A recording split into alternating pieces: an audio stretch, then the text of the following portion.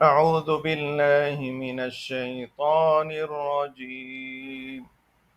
بسم الله الرحمن الرحيم. إن عدة الشهور عند الله 12 شهرا في كتاب الله، 12 شهرا في كتاب الله يوم خلق السماوات والأرض، منها 4 حرم. صدق اللہ العظیم۔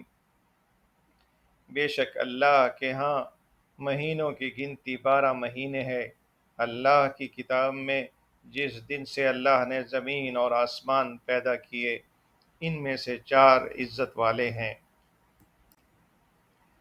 یوم عاشورہ، اہل ایمان ہر سال عاشورہ کے دن کا انتظار کرتے ہیں تاکہ اس دن اللہ تعالیٰ کے حضور روزہ رکھیں۔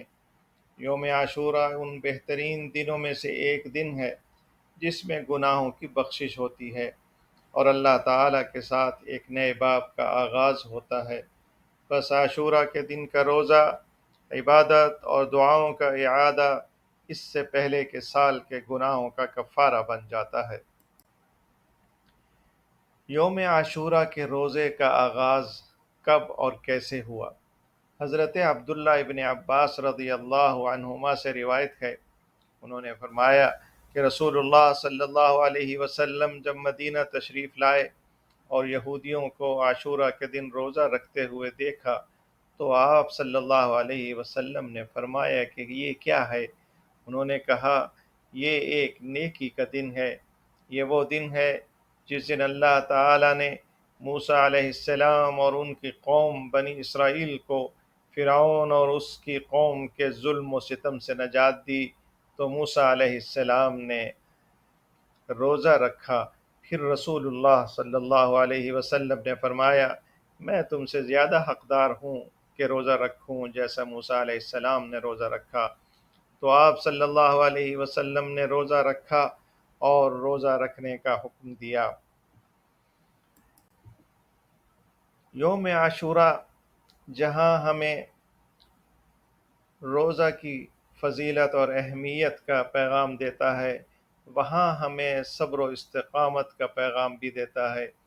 حضرت امام حسین علیہ السلام نے اپنے خاندان کے ساتھ ظلم و استبداد کے مقابل جس صبر و استقامت کا مظاہرہ کیا، وہ ہمیں اس بات کا پیغام دے رہا ہے کہ تم ظلم و استبداد کے مقابلے میں، ظالم کے مقابلے میں صبر و استقامت کا مظاہرہ کرتے ہوئے ڈٹ کر کھڑے ہو جاؤ۔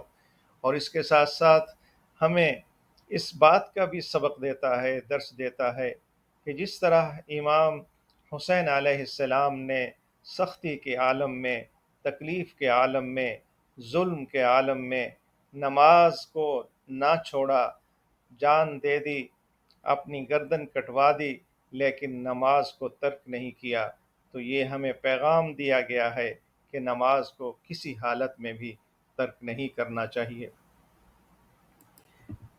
یوم عاشورہ کی کچھ دعائیں ہیں جو اس طرح سے ہیں: لا الہ الا اللہ العظیم الحلیم، لا الہ الا اللہ رب العرش العظیم، لا الہ الا اللہ رب السماوات ورب الارض ورب العرش الكریم، اللهم إني أسألك الجنة وأستجير بك من النار، اللهم رحمتك أرجو فلا تكلني إلى نفسي طرفة عين، وأصلح لي شأني كله، لا إله إلا أنت، اللهم طهرني من الذنوب والخطايا، اللهم نقني منها كما ينقى الثوب الأبيض من الدنس، اللهم طهرني بالثلج والبرد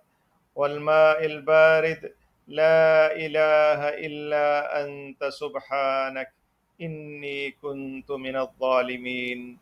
اللهم إني أسألك بأن لك الحمد، لا إله إلا أنت وحدك لا شريك لك، المنان، يا بديع السماوات والأرض، يا ذا الجلال والإكرام، يا حي يا قيوم، إني أسألك الجنة وأعوذ بك من النار.